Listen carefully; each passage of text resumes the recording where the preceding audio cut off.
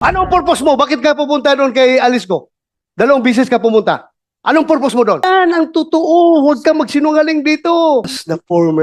I was a former chief of staff of IG. I became the deputy director for operations of intelligence group, IG. I became a deputy director for administration of intelligence group. How come in the world na nahuli na si Alice Go doon? Kaya kailangan ka pa dalhin ni Makapas doon sa Indonesia para kumbinsihin si Alice Go? I don't see any logic. Wala ako nakikitang intelligence value sa presensya mo, sa papel mo doon. Bakit ang IG gagamitin ka? Huli na siya eh. Huli na siya. Bakit ka kasama sa IG? Wala akong nakitang intelligence value sa'yo. Siguro ang intelligence value sa'yo kung magamit ka for any other reasons na pwede kang gamitin. Your Honor, the instructions po is this. Sino ang nagbigay ng instructions?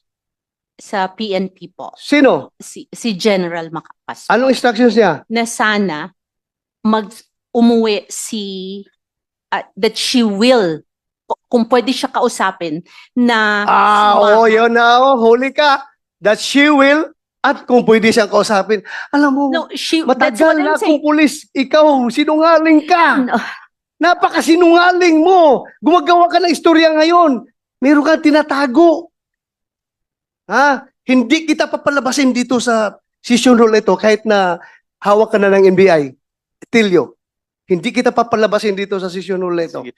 Kung hindi ka magsabi ng totoo. Sige. Yun Sige, na tuloy nga mo- po. SP pro tempore. Tuloy mo yung kwento mo. She will what? That kung pwede po, that she will surrender to PNP. Miss Maslog, baliktad na yung sequence of events. Sinabi na ni Senator De La Rosa, at the time of your second trip para kausapin si Guo Huaping, arestado na siya. Yes, No Your choice na siya na bumalik dito, which is what happened. So wala nang kayong mission na pa-surrenderin siya kasi huli na nga siya. So ano yung agenda nyo sa pagkausap sa kanya? Actually po, Miss Go Wapping and Alice Go po, you can ask po. She has a lawyer po doon sa Indonesia. Just a And- minute, before you continue, Ms. Maslog, about the lawyer in Indonesia, General Macapas will be joining us online. So we will be able to fact check with him this amazing story. Please continue. If I Senator may Joe. also just put into the records, no? The Senate already gave time in 2000 and 2000? In year 2000. In year 2000. And the Senate found her liable. The same person, Madam Chair, Mary Ann Maslog. The Senate found her liable for false testimony, corruption of public officials, punishable under the revised penal code, violation of the anti-graft law, violation of Presidential Decree number 46, which makes it punishable for private persons to give gifts to government officials and employees on any occasion, falsification of public document, and tax evasion. So, Madam Chair, hindi ko alam kung we need to give more time to this rascal, Madam Chair.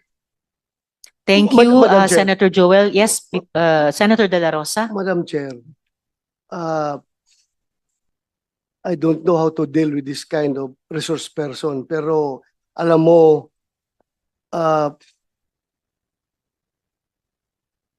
I suspect nandoon ka, pupunta ka sa Indonesia because somebody is using you for an irregular operation.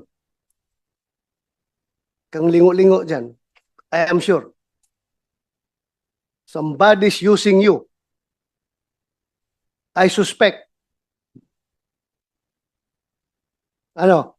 Ano masasabi mo ngayon? Ms. No, Maslog. Ha? No, Your Honor. No? No, Your Honor. Sigurado ka? Yes, Your Honor. Huwag mo ako lukuhin. Huwag mo ako lukuhin. I am not, Your Honor. I have the goods against you. I have the goods against you. But, Madam Yeah. Chair, next, I will pin you down. I will pin you down. I tell you. I will pin you down. I will pin you down. I am sure about it. I will pin you down. Huwag mong gamitin yung pagkamaro mo. Kung dumaan ka na, namatay ka na noon at ngayon bigla kang nabuhay at ngayon ginagamit ka for irregular operations against us. You cannot, hindi ka makakalusot sa akin. I tell you. I tell you.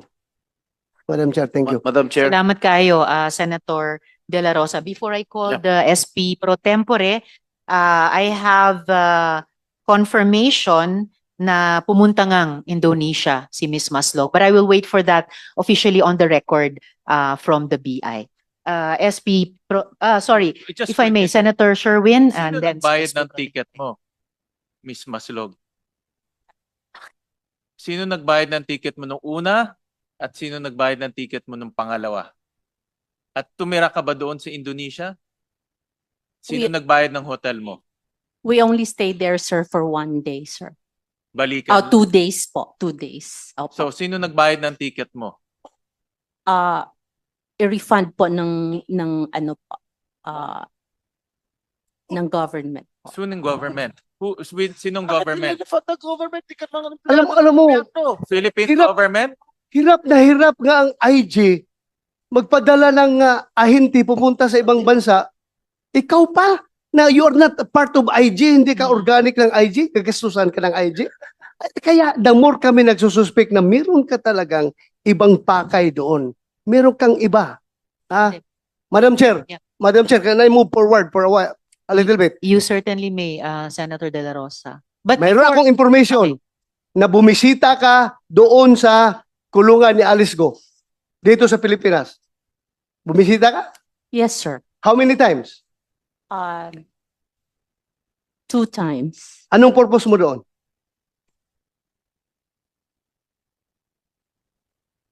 First, sir, tinatanong ko po siya sa mga statement po na ginawa po niya, sir. May ginawa siyang statement? No, not a statement, but I'm saying we were talking about ano po sa kanya yung how do you say it, yung kung ano po ang nangyari sa kanya. Ano ang pakialam mo sa kanya? SP pro tempore. Klaruhin ko na lang sa'yo. Ha? Ha? For the record, meron kong informasyon. Ha? Na you are being used para papirmahin si Alice Go ng affidavit. Affidavit na magsuturo na si President Duterte, si Senator Bongo, si Senator Bato, si General si IDG. General Karamat ay nasa likod ng pugo. Merong tao from Malacanang nag-uutos sa'yo. Meron akong information. I can pin you down, my God. Ha? Huwag kang pailing-iling dyan. Alam kong informasyon na yan. Is that correct? No, Anong sir. purpose mo? Bakit ka pupunta doon kay Alice Go? 2 bisis ka pumunta. Anong purpose mo doon? Be, sige. At sino kasama mo? Like what I said, sir, ang kasama ko po pagpunta doon sa Indonesia ay IG po. Ang We have tinatanong ni General Macapas online Sen. to Bato, cross-check. sino ang kasama mo pumunta sa kulungan ni Alice Go? Yun ang tanong ko. Ako lang po tsaka ang si attorney po. Hindi ka papapasukin doon na ikaw lang. Alam mo, galing ako dyan eh. Tuktok mo. Galing ako dyan sa custodial eh. Mahirap makapasok dyan.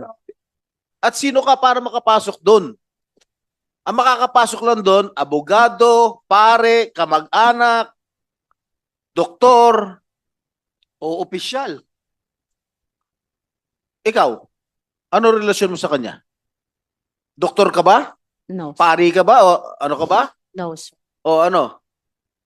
I don't have a Abogado ka ba? No, sir. O paano ka nakapasok? Who initiated the meeting?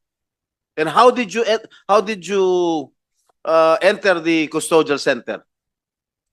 The first time po na pumasok po kami doon, I was still with IG po.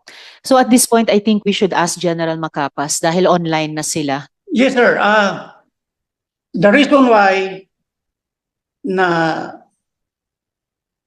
sumama ako, nag-facilitate ako during their visit is actually, sir, Your Honors, ang sabi ni Ma'am Jessica, mayroon si Alice i-reveal na informasyon vital sa kampanya natin. Ano yun? Panya, Ano yun? Impormasyon na yun?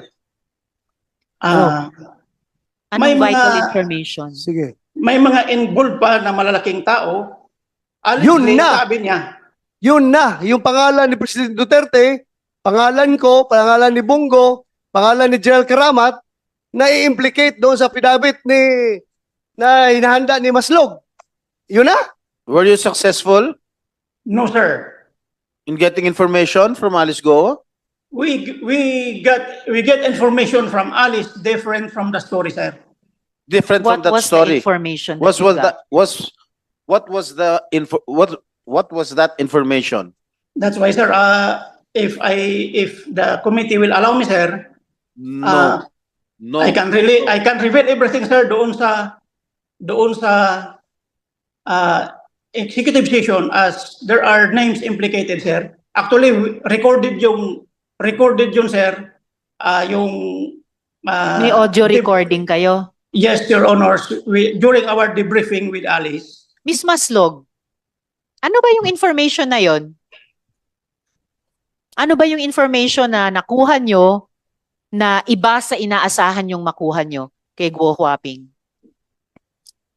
But before she answers, Madam Chair, Senator De La Rosa, before you answer, ikaw, wala kang chain of command na binabantayan. Unlike General Macapas, takot yan siya dahil may mga taas pa sa kanya na pwedeng mag-sanction sa kanya. Ikaw, wala kang command. Sariling command ka. So this committee is expecting the true answer coming from you.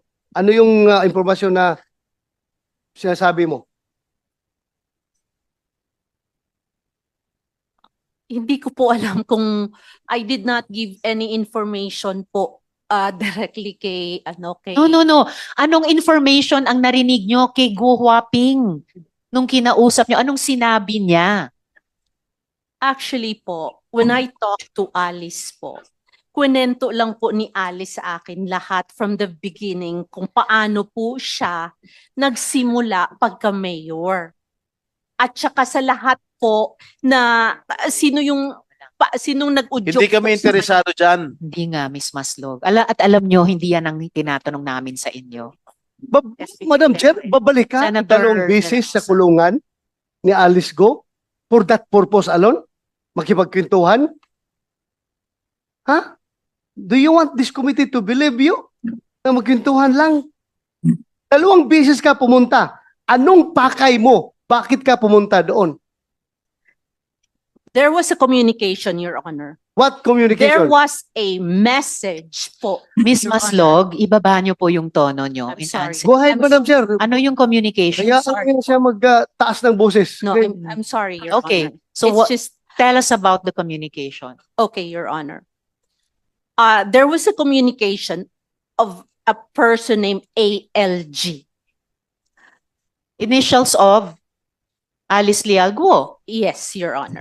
Okay. There was a communication of ALG na kumakausap po sa amin, sa akin po sa messages. And also talk to the good general. So yung pong message po na yon po involved a lot of people. Like who? Hindi ko nga po just a A lot lot. of people, hindi mo maalala. Ay, very selective naman yung memory mo. Alam mo, a lot of people, tapos hindi mo masabi ngayon.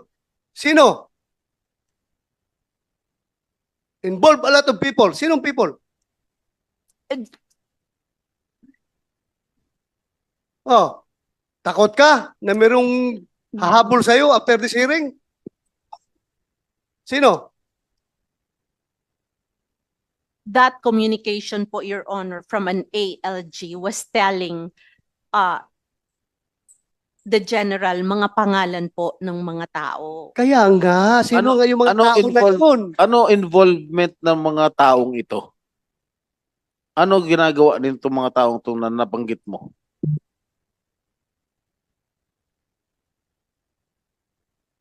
Miss Maslog? Madam Chair, hindi Yes, niya Senator De La masabi-sabi. Rosa. Dahil siya mismo ang may hawak ng affidavit na gustong papirmahan kay Alice Go na ipinpoint si Senator si President Duterte, Senator Go, Senator Bato at si General Karamat na nasa likuran ng Pugo Operations. No, sir. Yan ang totoo. Huwag ka magsinungaling dito. Sir, there was Ah. no affidavit po. That's Wow. not true, sir. Alice, pumunta siya doon sa'yo two times? Co-hopping. Pumunta siya doon 2 times? You may answer this or not. Basta, pumunta ba siya 2 times? Bumisita? Madam Chair, opo, 2 times po. O, pumunta siya. Anong purpose ng magpunta niya doon sa'yo?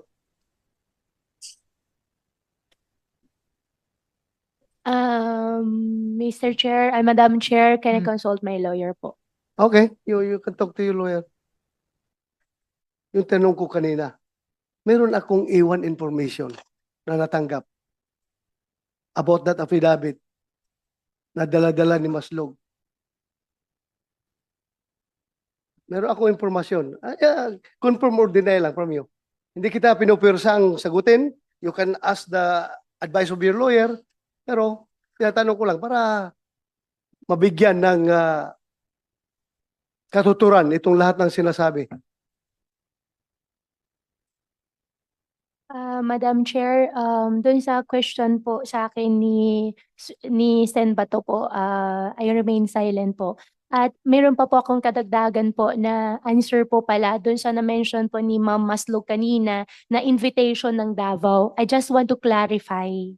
Wala pong nangyaring invitation po ng Davao. Wala po akong kakilala.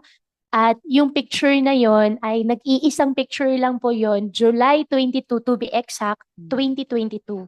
Hindi na po presidente si former president that time.